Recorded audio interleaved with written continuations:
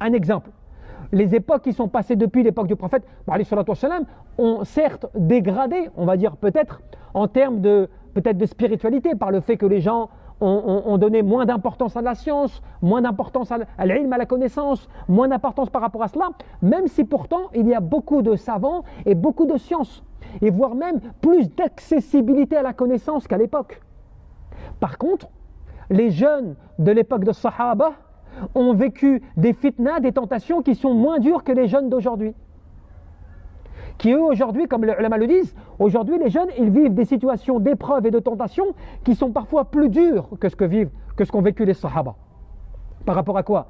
Par rapport aux tentations, par rapport aux épreuves, par rapport à tout ce qui peut être aujourd'hui en termes de, avec l'internet, les réseaux sociaux, tout cela et tout, c'est des situations dans lesquelles ils peuvent prendre comme cela des fois peut-être des péchés ou même des perditions sans qu'ils ne le sachent.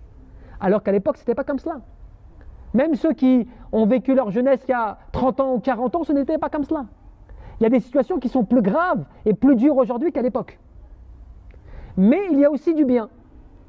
Par le fait de la propagation de la science, de l'ilm, de la capacité à acquérir les sciences, de pouvoir aujourd'hui avoir des connaissances sur beaucoup de sujets, plus simplement qu'il y a 30 ans. Par le fait de l'accessibilité, tu vois. Mais par contre, Allah Jalla fi'ula a instauré une règle générale, qui est une sunnah, qui est une règle générale. C'est que de toute époque, de tout temps, il y aura toujours des gens qui resteront sur la vérité. Toujours des gens qui seront toujours des gens sur la bonne religion et sur la bonne adoration d'Allah Azza wa Jal. De tout temps. Même s'il y a beaucoup de tentations, même s'il y a beaucoup d'épreuves, même si les périodes peuvent être difficiles, mais il y aura toujours des gens sur la vérité. Parce qu'Allah Jalla fi'ala ne laissera jamais sa umma, sa communauté, se perdre. Tu vois? Aller à sa propre perte. Si ce n'est peut-être à la fin des temps.